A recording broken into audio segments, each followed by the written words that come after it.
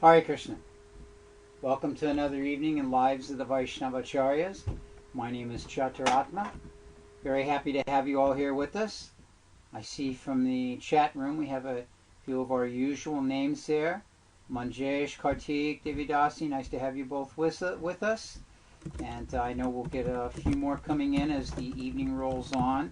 We have a handful that always make it just at the upset once we get rolling. Is the sound and picture good for everybody? Just drop us a little line, Kartik, if you would. Let us know if everything's fine. I see, looks like Manjesh is indicating it is. So, here we go. All right. Last week, I was, as I mentioned, oh, Mauricio, there you are. I was looking for your name, Baba. Hare Krishna.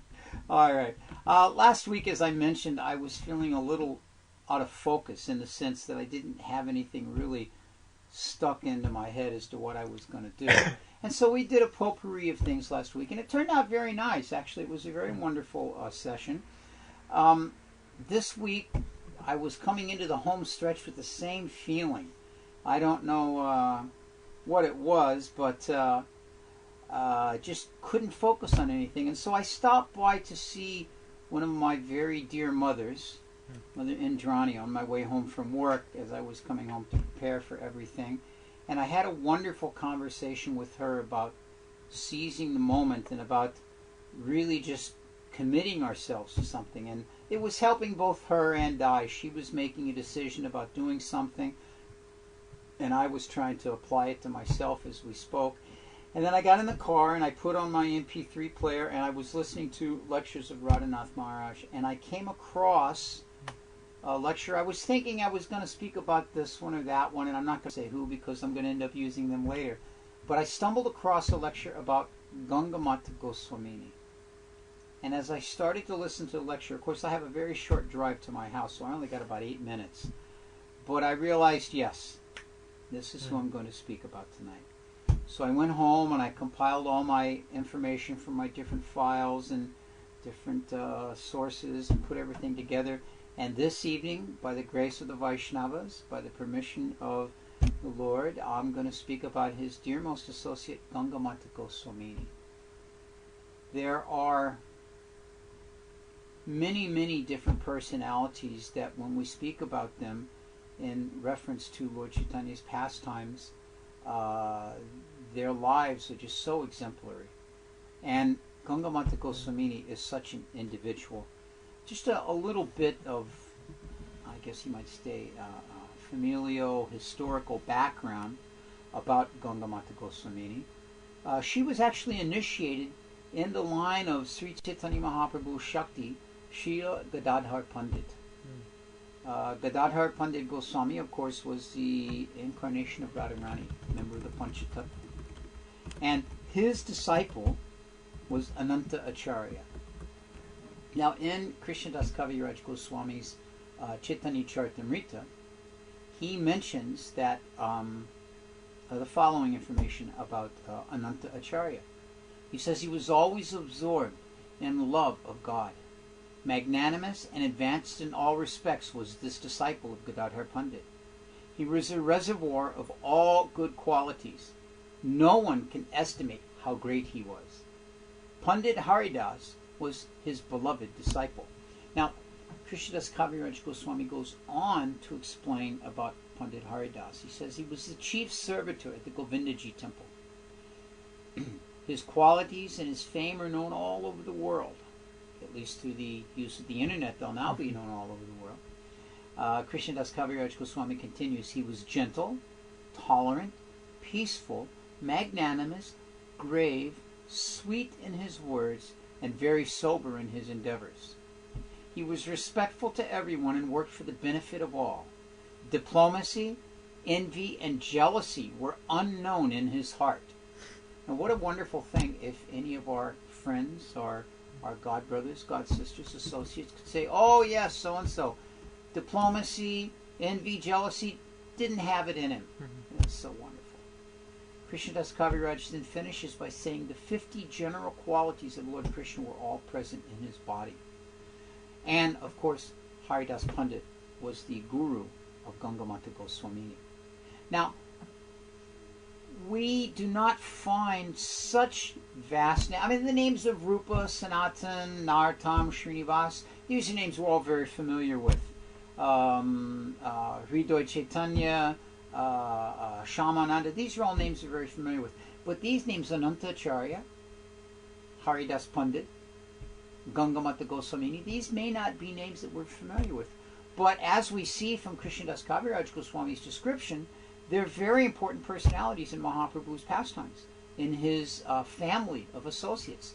And as we will see from tonight, even more so, Gangamata Goswamini. Now, Bhaktisiddhanta Saraswati wrote one Anubhasya on the different Bengali Vaishnavas and some history of Chaitanya Lila. So in his Anubhasya, he mentions that during the advent of Lord Sri Krishna, Ananta Acharya was Sudevi, one of the principal 8 gopis. Now, those of you that are familiar with, are looking at the internet or have in your mind's eye the 8 gopis in Mayapur, one of those 8 gopis in Mayapur is Sudevi. I actually have very fond memories of the fact that I was able to assist Gaurkeshava Prabhu under the direction of the leaders of Mayapur at the time in installing those first 4 gopis at Radhamadhava Mandir, of which Sudevi was one of them. Very, very wonderful. Nice memory. And this is continued and confirmed rather in the Gaura Gonadesha Dipika by Kavi Karnapur, that Anantacharya Goswami was formerly Sudevi in Braj. One of his disciples, this is Kavi Karnapur speaking still, one of his disciples, Haridas Pandit Goswami, was known as Rasa Manjari. And he had 2 very important disciples. One of them was Lakshmi Priya. This is not the Lakshmi Priya that was Mahaprabhu's wife, but one of them was Lakshmi Priya. And her niece, Gangamata Goswamini, the daughter of the Raj of Puntiya.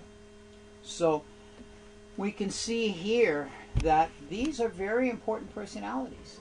And one of the purposes of this Monday night webcast on the lives of the Vaishnavacharyas is to familiarize us with not just personalities like, Rupa and Sanatan, but personalities like Haridas and Anantacharya and Gangamata Goswamini and a couple whose names we're going to come up with next week. So in this way, this is a wonderful opportunity. So we're going to start now with a little bit of the life of this great Vaishnavi. Modern day times we have the state of Bangladesh, the country of Bangladesh. Bangladesh previously was East Bengal. And East Bengal, of course, we know this is where Narottam Das Thakur was sent to preach. West Bengal belonged to Srinivasacharya, and Orissa was given to Shamananda. So in the area of West Bengal, in the area of what was then Bangladesh, there was a kingdom ruled by one wonderful king. They say there's some problem with the... Now, I would imagine that's because they need to read, or it's from their server probably, right? Because the audio is not matching the video. Ah, okay. Okay, I'll see what I can do. Is there something we can do, or is it just... There may be something I can do. Well, we're going to try and correct that. In the meantime, you can just make believe you're watching a transcendental Asian martial arts film where the English comes over after the mouth is moved. At any rate, we'll give a try to fix that, Prabhus. All right. Kartik says it matches for her, so it may just be the server. They say the sound's also cutting out. We're going to work on that. But in the meantime, I'm going to continue since some of you have no problem with it and some are having a problem. I guess it may also be in part due to where the connection is in the world. So, but give us some time. That's about what we can do. Oh, there? Okay. We just plug something in that should correct it. So, we're going to move on from here. So, there's this kingdom in modern day Bangladesh, what was East Bengal, and this kingdom is run by Sri Naresh Narayana. And King Naresh Narayana had a very, very wonderful life, a very pious wife, and they had one child, only one child, and that was a daughter. So she was the princess, and you can imagine the dear joy of her mother and father. Her name was Sachi. Sachi, from early childhood, was an exceptional child. great, great devotee of the Lord, always fixed on pastimes of the Lord and hearing them and acting them out like that. Within a very short time in her life, of course, she began her studies and her education. And it mentions that very, very quickly she absorbed herself in grammar and poetry like that and mastered them right off. But after she mastered these basic introductory subjects for education, she immediately began to pursue the Shastras, the different religious writings. And she absorbed herself and became very, very just immersed in these different things. Even as a young girl, it mentioned she was completely fascinated by Krishna consciousness. And so, in due course of time, she came of marriageable age. And King Naresh Narayana and his good wife decided, well, they had to arrange for her marriage. So they spoke with Sachi about this was the time that we're going to begin to plan. And Sachi had already, in her mind, sold herself out to Madan Gopal. And she was always engaged in thinking of Madan Gopal and serving Madan Gopal, meditating in this way. So when the mother and father proposed marriage, she said flatly, I'm not interested. The mother and father said, no, you must get married. Every girl has to be married. This is, So she said, all right, I will agree to marriage on one condition. You could provide me with a husband that is free of this world of death. Now, of course, who is free of death? That is the nature of this material world, that we're born and we die. So in this way, the mother and father thought, anyway, just some, so they were bringing suitors forward. And of course, she's a very beautiful girl, the only daughter of a great king, and quite wealthy and highly educated. So, suitors were coming left and right, and they were all being turned away. She was just dismissing them, had absolutely no interest. Her mind was always instead filled with the thoughts of Madan Gopal. So beautiful, intelligent, fluent in Sanskrit, fluent in Bengali, fluent in the different Shastras. So, but not at all interested in entering into this material world. So, in due course of time, the mother and father became disappointed that this was not happening. And of course, by law of nature, they became quite elderly, and they decided, we'll just give up on this. And in time, they passed away. Now, she was the only child, and she was an educated person. It wasn't unheard of for a woman to take responsibility, so the kingdom was passed on to her. She was assisted by other family members and all, but she was engaged in taking over the kingdom. It fell to her. So she accepted the responsibilities of governing the kingdom and continued her interest in her pursuit of the religious shastras and religious activities and like this. So one day, she decided no longer would she tolerate the affairs of the state. But she couldn't simply walk away. So on the plea of both as her responsibility as the Raj or Rani, going and checking the kingdom and touring the kingdom as a king would do to see that everything was going on, and under the dual plea of being able to go on pilgrimage to different holy places in the region, she arranged to set out and go. So she appointed different family members. This one will take charge of this activity, this one will take charge of that activity. Jointly you'll be overseen by the ministers, and so on like that. And she in that way went. And she wandered throughout the region.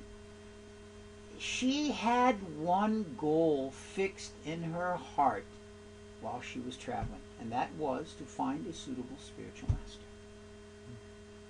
She wandered to so many different pilgrimage places. She went to different districts in the kingdom. She was not able to find anyone that would bring satisfaction to her heart. After much traveling, one day she ended up in Jagannath Puri. Puri, of course, Orissa, very neighboring state there, so she decided, I should go and see Jagannath.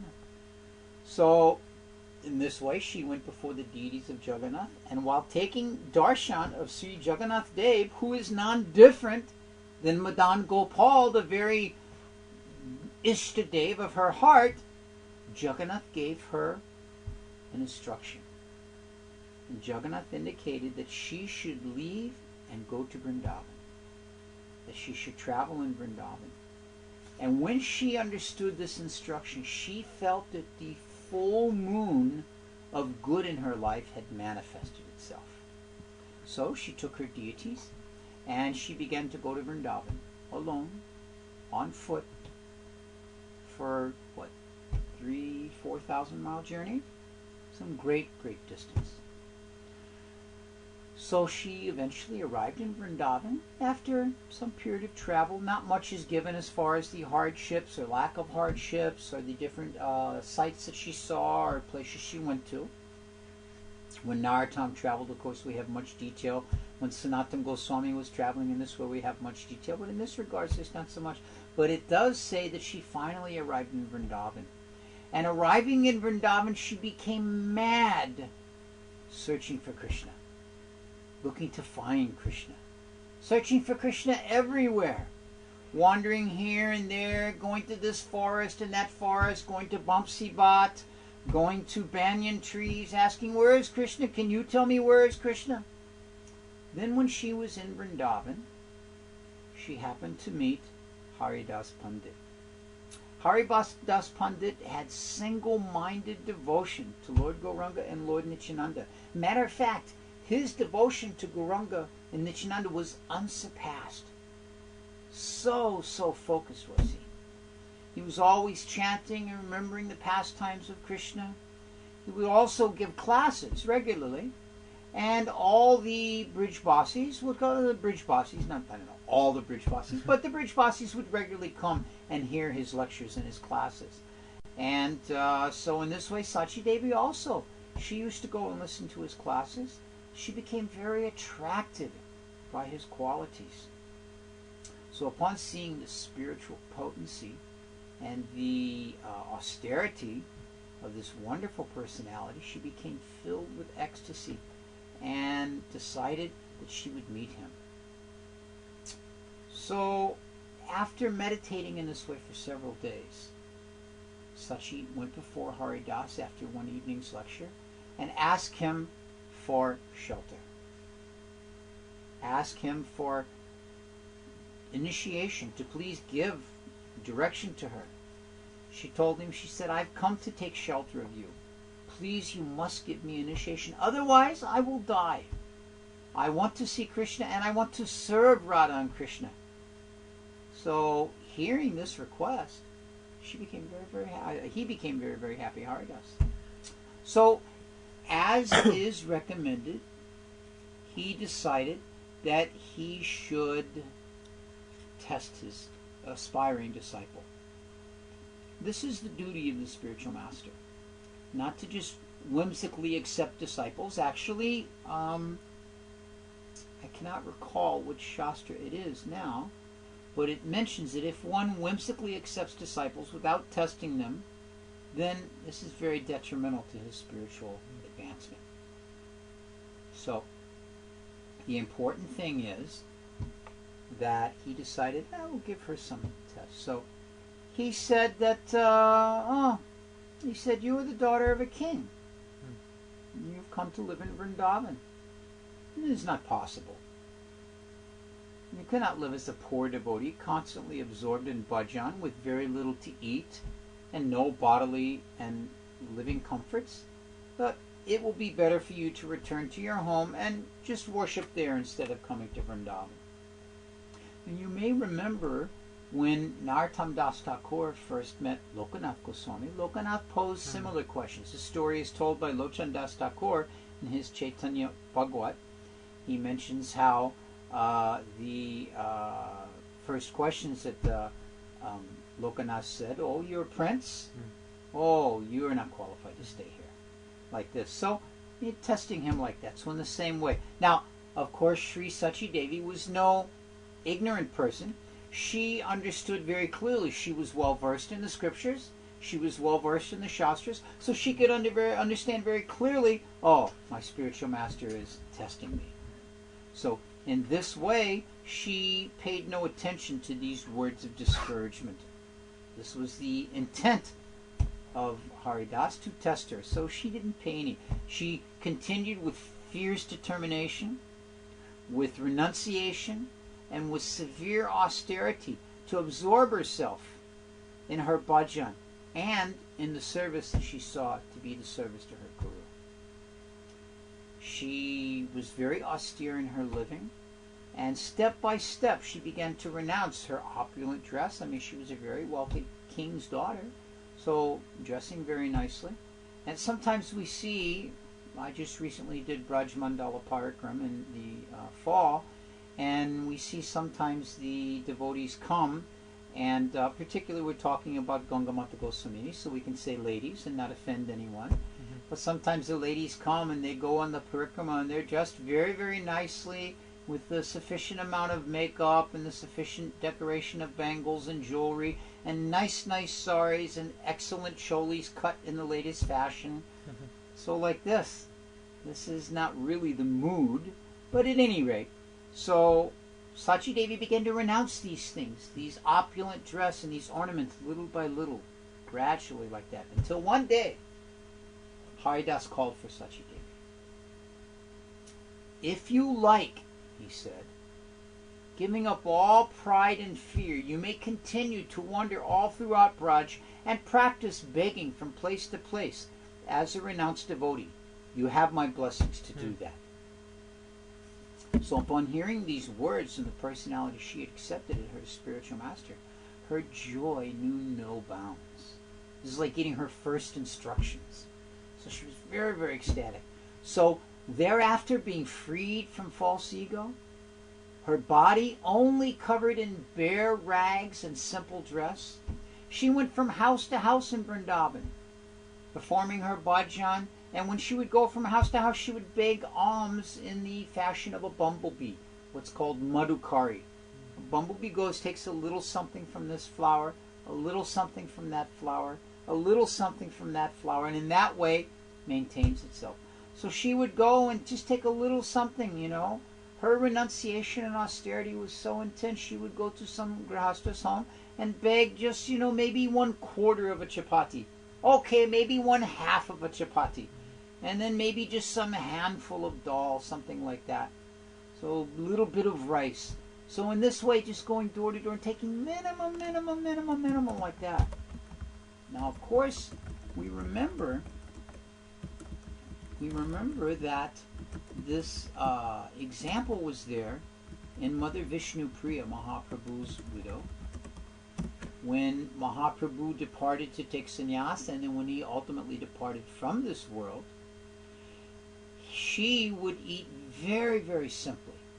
Just taking mantra, and whatever full round she chanted, whatever full mantra, she would set one piece of rice aside. At the end of the day, cooking that. As a result, she became very weak. So in the same way, it mentions how Sachi's body became very frail and weak, and she became very thin. This happens when one performs austerities. The bodily condition diminishes. The Goswamis and Srinivas's Sadgosamastakam, he mentions how the Goswamis were so thin, performing such austerities, you know, not living very comfortable lives, moving from tree to tree every night, living basically with one loincloth like that. So in this way, she was becoming very austere, and as a result of living like this, she became even covered in soot and dirt, you know, not taking care of her body at all. She took no notice, was not conscious. All of us, you know, I know after a day of working out in my garden, I'm finished at the end of the day, and I know I am covered in dirt. Let me get in and wash all this off. So, but these devotees, they're not absorbed on that platform. So, Manjesh has just asked why she has the name Gangamata Goswamini. You're jumping way ahead of the story, Baba. We'll discuss that in a little bit. So, in this way, she was completely off the bodily platform of life. Very austere regimen she followed physically, she was always exhausted from her service. Very, very diligent service she would render. And she would sleep just on the bank of the Jamuna, just be at the bank of the Jamuna, decide to sleep, and Sachi would lay down and sleep like that.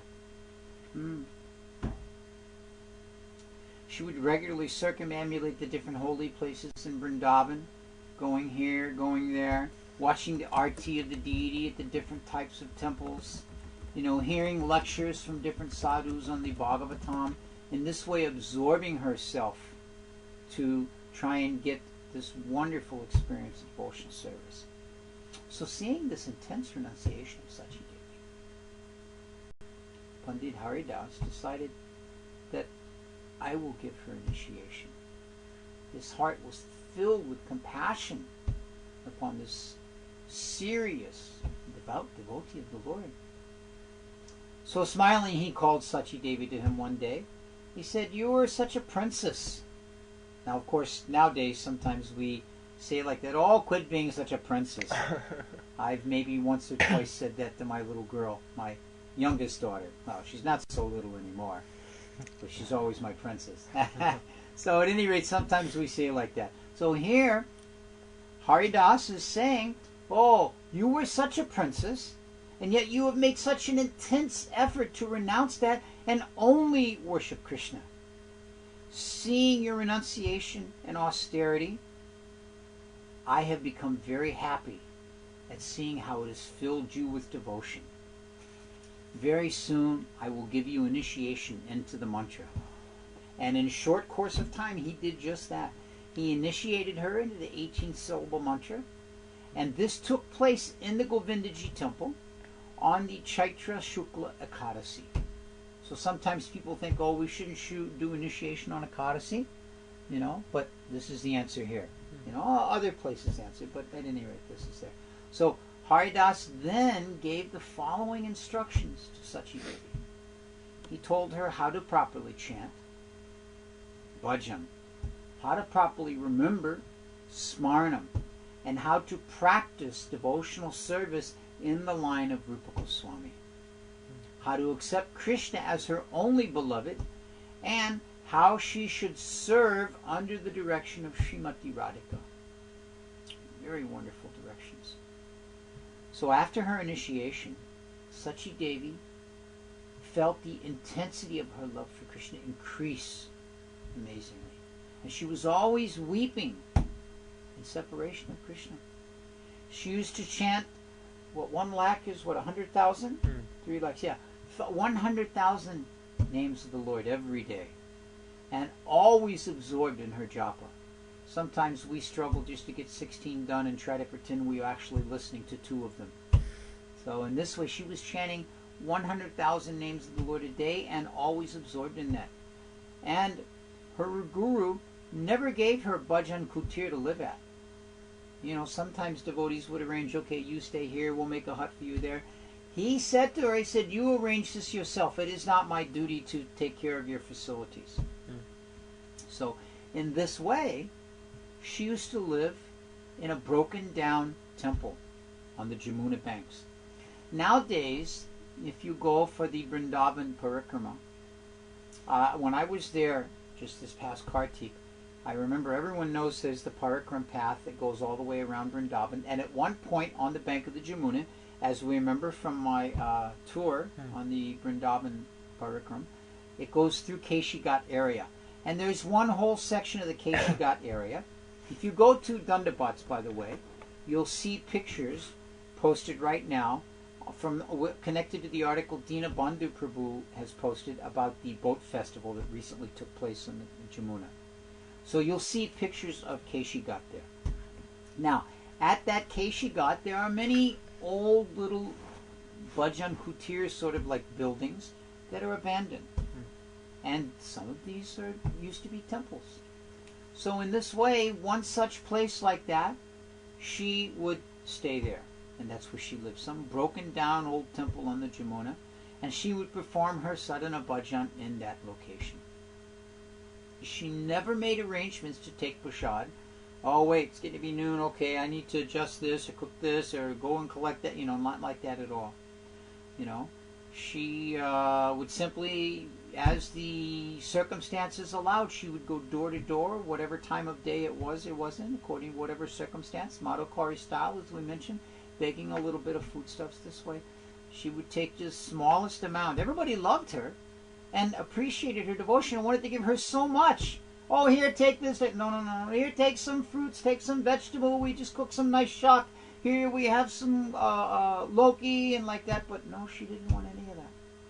We would just take very, very small portion of whatever she was given.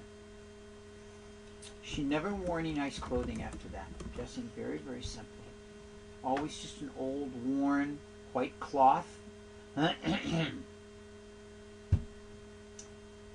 And so in this way, of course, she had very simple facility, living in one of those old crumbling buildings on the bank of the Jamuna like that. After some period of time, when she was about 25 years old, remember she went to Vrindavan when she was very young, so after she was about 25 years old, her guru told her that you should go to Radhakund, to the place of Raghunath Das Goswami, and do bhajan there just like he did. Very nice instruction. So in this way she began to prepare. Now, Haridas did not want that Sachi should be alone by herself. Excuse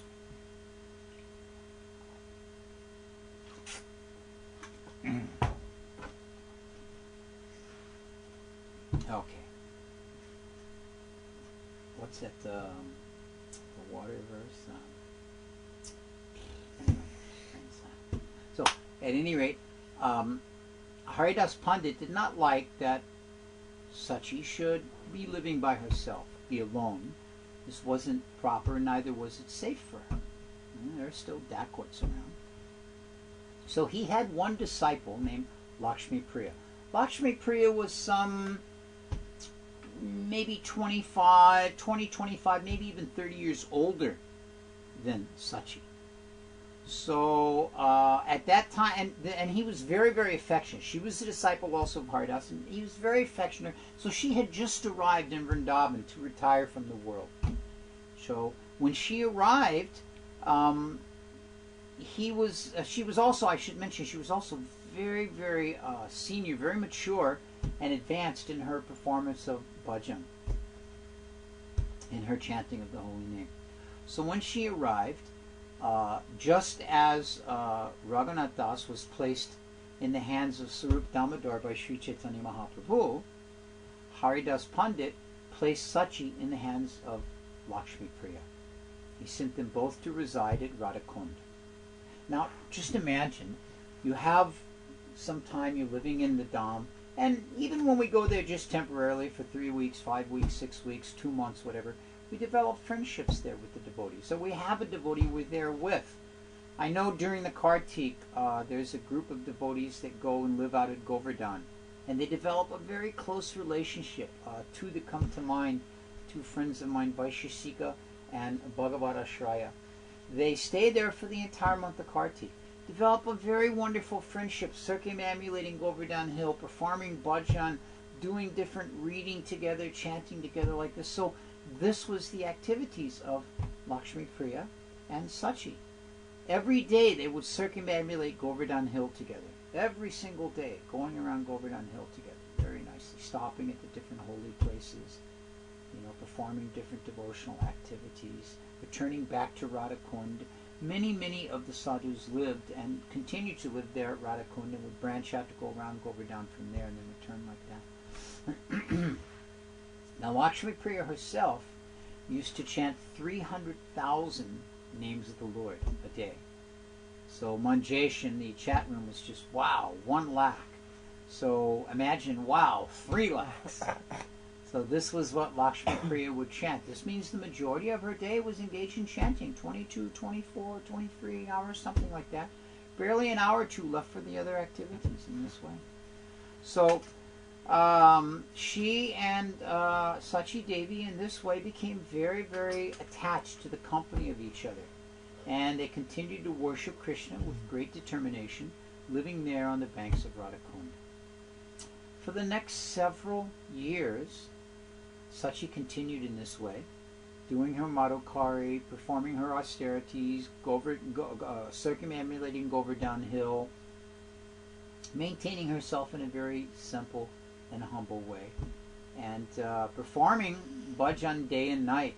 It was no difficulty for her to sleep, because she didn't sleep. She hardly ever slept, they say. So after several years longer, her guru, Haridas Pandit, who had become quite elderly, he now said to her, you should leave Vrindavan and go to Nilachala, near the Gambhira of Sri Chaitanya Mahaprabhu. You should remain there for some long period of time and preach the message of Sri Chaitanya. In this way, you will develop perfection. So do not delay. Go right away. You should discover the place of Sarvabhauma Bhattacharya. Now, by this time, Sarvabhauma Bhattacharya's house had fallen into ruin and was not being kept up. So she was told by Haridas, at the present time this house is in ruins. You should go there. No one has taken care of it. Practically, it has disappeared. So by going there, you can rejuvenate it and rediscover it. Make a simple temple there and worship there, live there. Take prasadam from Lord Jagannath there. So in this way, she embraced the instruction of her spiritual master to leave Vrindavan. Some of us might find that a very hard instruction. But she took it upon herself, placed those instructions upon her head as the feet of her guru, and left Vrindavan. Now you may ask, did Lakshmi Priya go with her? By this time Lakshmi Priya had departed from this world.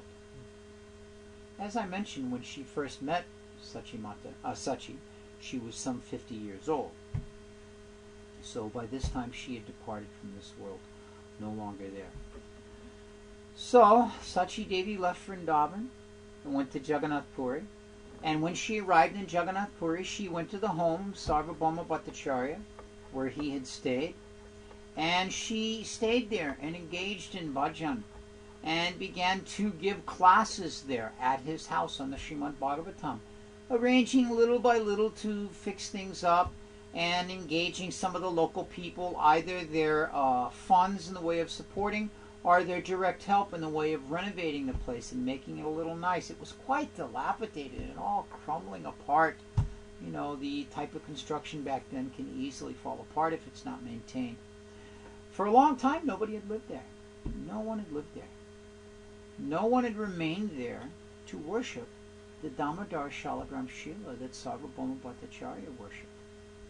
Sachi Devi discovered that Damodar Shila in the ruins of Sarvabhauma Bhattacharya's house.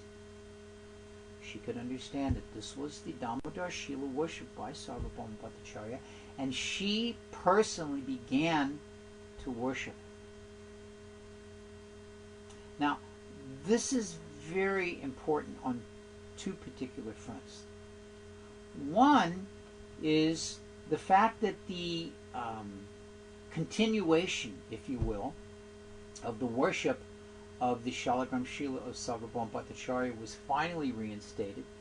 And a second thing is sometimes persons who are uninformed, I don't want to be impolite and say uneducated, but who are uninformed say that, oh, women cannot worship the Shalagram Shila. Actually, in Sanatana Goswami's Hari Bhakti Vilas, in the Shalagram Kosha, which is a academic work on the history and worship of Shalagram Shila, and here we see by the example also of Sachi, this is not a fact that women can worship the Shalagram Shila. Now, I know many ladies that worship the Shalagram Shila. So, in this way, she began to establish first-class worship according to all the proper and traditional rules and regulations of the Shastras. And in her classes, she would present a very wonderful Siddhantic interpretation of the Srimad Bhagavatam. Her instructions all the local devotees would come daily to Sarvabhauma's house to hear her classes and to hear her preaching and speaking in this way. In the short time that she was there, her Bhagavatam classes became famous. And people would come from all over Puri and even the outlying areas of Puri just to hear her speak. So one day, the king of Jagannath Puri, Mukundadev, now of course there's been different kings throughout history. At this particular time, the king's name was Mukundadev. And he came to hear the Bhagavatam from Sachi Devi. Now, if the king of Puri were to come to hear the Bhagavatam, big, huge entourage, and, such distraction from the Bhagavatam would be made to receive the king properly and give him a seat and so on and so on. So the king went in disguise, incognito. Now this was not something new. We know in the life of Sri Chaitanya Mahaprabhu, Prataparudra Maharaj went incognito to get the mercy of Mahaprabhu. He took off his kingly garb and went as a simple man to get the blessings and the association of Sri Chaitanya Mahaprabhu. So this was following in the line of the kings of Jagannath Puri. So in this way he came to hear. And hearing her very unique and wonderful explanations of the Srimad Bhagavatam, the king became completely astounded. He thought to himself, I should make a very nice offering to this Sachi Devi. So, out of appreciation, he decided that he would try and think of some wonderful gift to give her. So that evening he returned to his palace, and he had a dream. And in that dream, Lord Jagannath came to him and said, you offer Sachi Devi a place on the bank of the Ganges. So there's a section of land called Sweta Ganga, which is just a short distance from Orissa, from Puri itself, just in that area there. So in this way, the following day, the king went to Sachi Devi's association, and this time he came as the king because he wanted to be able to be taken seriously with this gift. So she received him very nicely, gave him a wonderful place to sit. In great humility she offered respects to him and thanked him for his visit. So King Mukundadev explained that he had received instructions through a dream from Lord Jagannath to offer her a place on the Ganges. So Sachi Devi did not want to accept any type of wealth. This wasn't her position, any comfortable position, any type of nice facility, so she refused. She said, no, thank you, I'm not interested. But the king pressed. No, this is the wish of Lord Jagannath. He has decreed that you should take this. So when she heard that this was Jagannath's desire, and that the king was so enthusiastic, she accepted. And he gave her a place near what's called the Sweta Ganga. It's called the White Ganges. So he gave a decree, the king did, that Sachi Devi was a princess who had left everything to come and serve Lord Jagannath and to preach the gospel of Sri Chaitanya Mahaprabhu, and therefore he was awarding her this residence at Sweta Ganga. So one day there was an approaching time called the Mahavaruni Snan. Mahavaruni Snan. And Sachi Devi wanted to go to this place in the Ganga to take bath. But she had been instructed by her guru to go to Puri and reside in Puri and not leave there. So she was thinking, I can't really leave. I've been instructed by my spiritual masters to stay here. So she gave up that desire to go and bathe in the Ganga. All right, I will not do it. He has given me this. It's just like one accepts the instruction of the spiritual master and rejects all other mental concoctions that's recommended in Shastra. So she accepted this instruction and did away with the idea. That night, Lord Jagannath appeared to her in a dream. And Lord Jagannath said, do not think that you should not leave. The day when Varuni will take bath is the day you must go to the Sweta Ganga and take bath there. Ganga Devi has been praying to me daily for your association. So you must go and satisfy her desire. So in this way, she was convinced. So after having this divine dream of Lord Jagannath, she was very joyful at the idea of getting to go to the Ganga.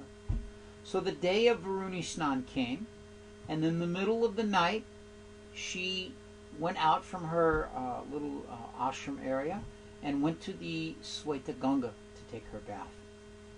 As she was bathing in that Sweta Ganga, the current of Mother Ganga Devi began to pick up, and the waves began to churn. We might remember how the Padmavati River churned at the entrance of Mahaprabhu, and then again at the entrance of Narottam Das Thakur. So when she entered into this Sweta Ganga, the river began to churn. This body of water began to churn enthusiastically and began moving and moving, and it overflooded the banks. And the current ran into a flood until it arrived all the way into the city of Puri at the gates of the Jagannath Mandir. Seeing this, thousands of people came forward thinking, this is our chance to bathe in the Ganga.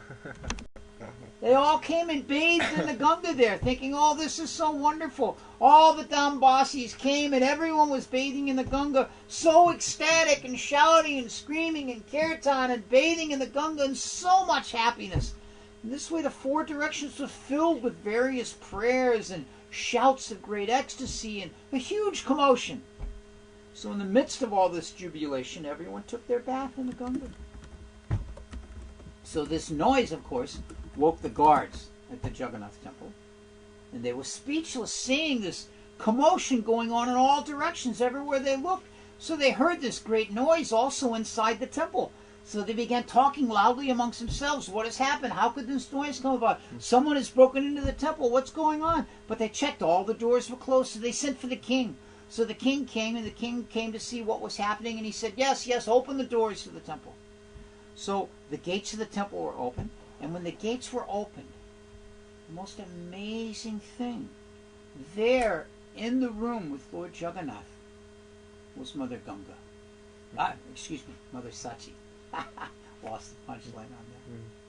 Somehow or another, by the mercy of Ganga Devi, she had been deposited at the lotus feet of Lord Jagannath. So the servants, of course, they thought, who are you? You were in the locked room of Jagannath. You've come to steal his riches. So in this way, they decided, no, you were simply a thief, and they arrested her and put her into the king's dungeons. No, she did not say anything. They were going to have her stand trial for theft. So in Sachi's mind, however, there was no weakness or confusion about what had actually taken place. She simply in the prison absorbed herself in the chanting of the holy name. There's one wonderful lecture, Srila Prabhupada, not so much nowadays, but back in the late 60s and early 70s, many times when we would go out into the streets and do Harinam, we'd be locked up. I remember that happened to us once in St. Louis. We were chanting in the park, and the police came and said, you must stop. And our temple president said, no, we must not. This is our religious right. So they arrested us all, put us in the paddy wagon. The paddy wagon pulled up, put us all in, took us away. So this was happening also in Australia, in London. Prabhupada says on these tapes these different things. But Prabhupada's instruction is, why should we be disturbed? We can chant Hare Krishna in the jail as well. So this was the mood of Sachi. She was thinking, all right, anyway, I'm here, so I'll simply absorb myself in the chanting of the holy name of the Lord. So all throughout the day she engaged like that. That evening the king had a dream, another dream. And Jagannath came before him in a very angry mood. He told him immediately, you must release Sachi Devi from your dungeons.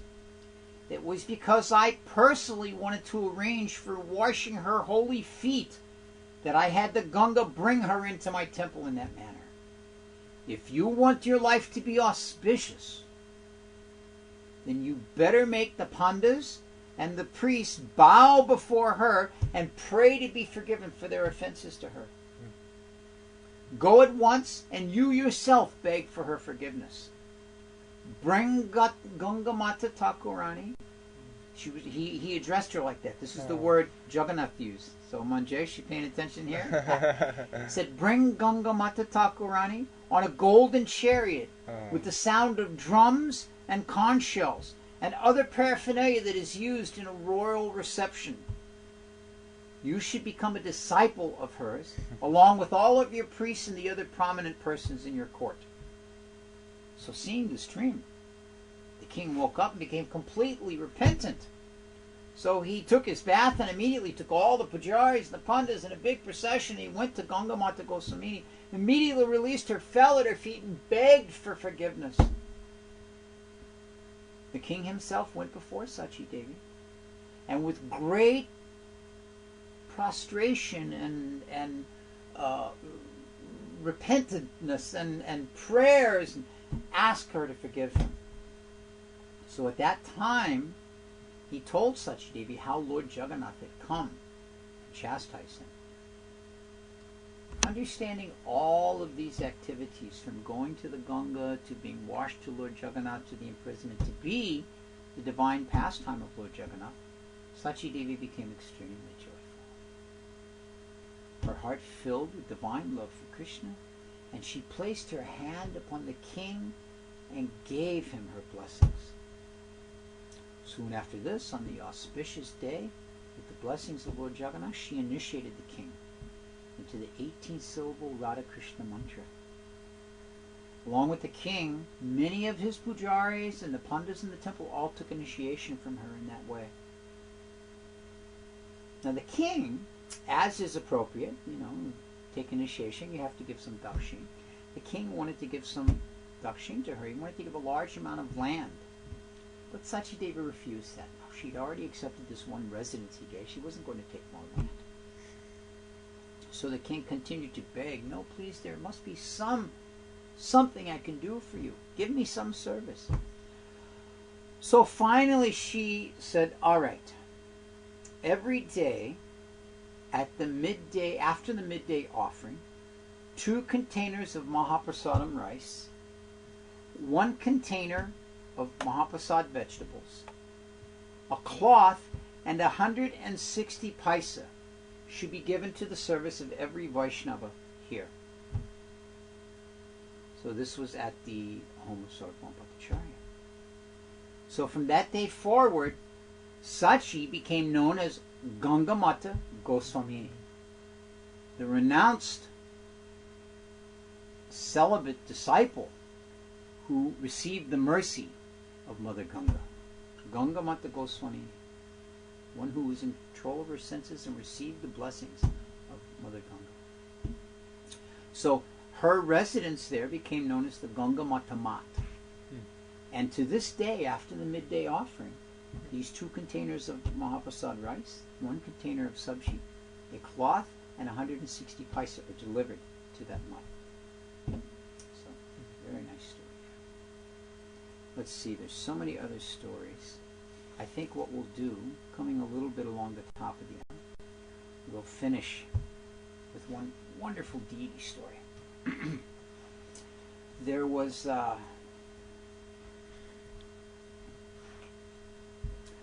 Gangamata, of course, continued to give classes.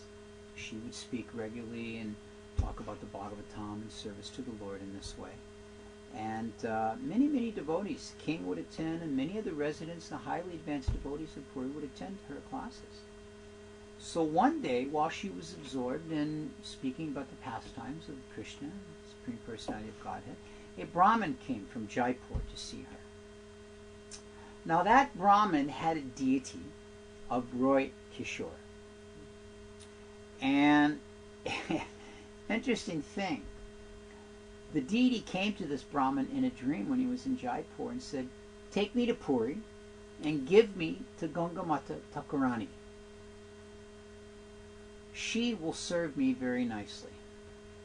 If you don't do what I'm asking you to do, I'm going to curse you. Because you're not doing proper service to me. Sometimes you do, sometimes you don't. Sometimes you give an offering, sometimes you don't give an offering. Sometimes you bathe me, sometimes you don't bathe me. So you're not doing the service as you used to. Therefore, you take me to Puri, give me to Gangamata Thakurani. Otherwise, I'll curse you and your entire family will be finished. I think that's what you call the original guilt trip. So the Brahmin took this beautiful Thakurji in a basket and walked on foot for many months. Basically, he's practically crossing half of India. So eventually he came to Puri, and he approached Gangamata Thakurani, and he requested, Goswamini,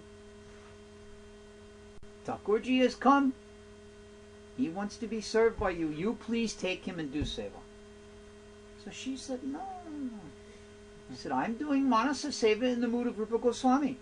I do not have time to do worship externally. I am doing internal. This is not my purpose. I'm sorry, I cannot take it. It's very nice of you to offer, but no thank you. So the Brahmin became very worried. He began to think, Thakurji has told me if I do not give him to Gangamata Thakurani, he will curse me. My family will be finished. But I have come all this way, and I've offered, and she has refused. Now what will I do? So he began to think. That night he saw that Gangamata Goswamini had a beautiful Tulsi garden. So he took the Thakurji and left him in that Tulsi garden. And then he departed from Puri. He figured this is the only way it was going to happen. This is the garden of Gangamata Thakurani. So he put the deity of Roy Kishore there. About 4 o'clock the next morning, Roy Kishore appears to Gangamata Goswamini. He says, so? He says, I have come for your service.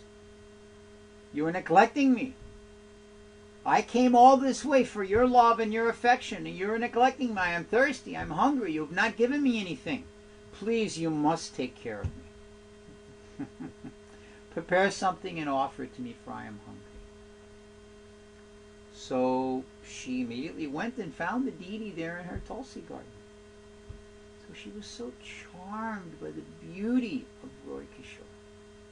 Such a beautiful deity. She took him up in her arms, brought him into the temple, and began that day to worship him. And that deity is still there, worshipped in this nice way. When the king heard this story about his spiritual master, he thought, I am most fortunate to be the disciple of such a great devotee. This is a wonderful thought, that we think, I am most fortunate to be the disciple of such a great devotee.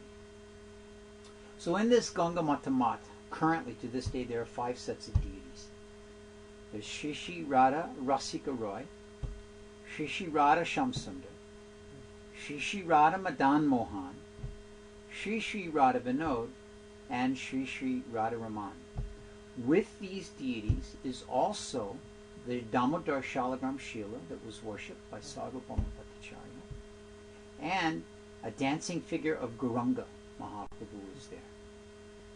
So, these are some of the pastimes that we can understand about Gangamata Goswamini, a wonderful devotee of the Lord, an exalted follower of Sri Chaitanya Mahaprabhu, and the dear beloved of Madan Gopal.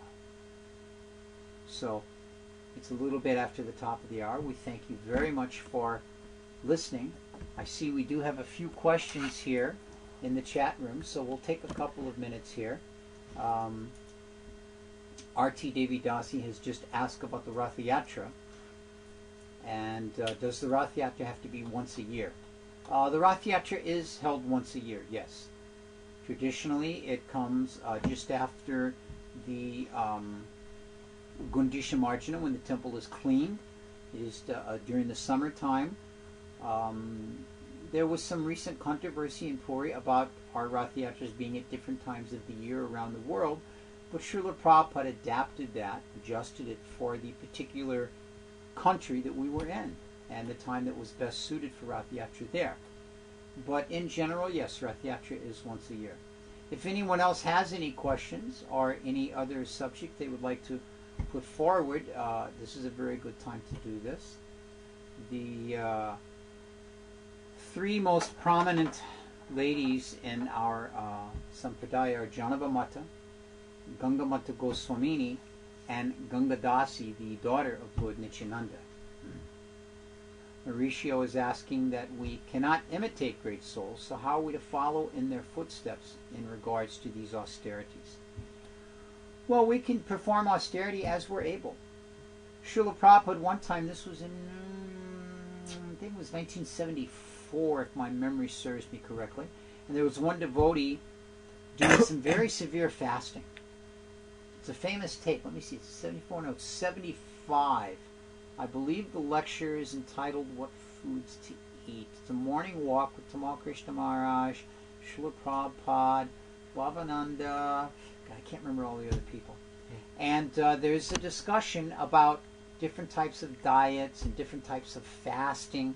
And Prabhupada says, if one can fast, it is very good. Now, one shouldn't fast, and as a result, their service finishes. Prabhupada makes that point as well. But according to one's ability, some devotees have great difficulty just fasting during the Janmashtami Vrata. And other devotees can do Chaturmasya for 4 months without any difficulty at all. It's according to one's nature. Some devotees have to struggle chanting 16 rounds, and other devotees have been chanting. I know one devotee's been chanting 32 rounds for many years. Some devotees can spend hours engaged in reading the Shastra, and other devotees have a very difficult time sitting down for 20 minutes. So it's according to one's nature. We cannot imitate these great souls. We shouldn't assume that, like Raghunath Goswami, Raghunath Das Goswami, every third day we can eat 1 palm full of buttermilk and manage to survive in this world. But at the same time, we can both perform austerities up to our own ability and embrace the mood of renunciation that the devotees have. Now, Archie Devi Dasi is asking the question, do we have to move into the temple to be a devotee? You have to move into the temple of your heart to be a devotee. The temple is not a 4-walled building. Now, of course, we have temples that are there for the purpose of worshiping the deity, for the purpose of facilitating sadhu sangha, for the purpose of encouraging us to be able to come to a place to associate with each other. But it is not mandatory, going back to Godhead, that we live in such and such temple. It is not required. Maybe we live in an area where there is no temple. We should always take advantage of the association of devotees if we have a temple nearby. We should always take advantage of the association of devotees in whatever means we can. One might say that this internet chat room is a bit of a temple. What is the purpose of a temple? For devotees to gather together and discuss the pastimes of the Lord. So if you live in some remote part of the country, of the world, of the universe, where there is no temple in your area, and you're able to get onto the internet and listen to conversations on Monday night about the pastimes of the Lord's associates, or on Tuesday about improving your japa, or on Thursday about how to be a spiritual warrior like Bhakti Tirtha Maharaj, or on Friday about what the principles of Bhagavad Gita are, then that is your temple.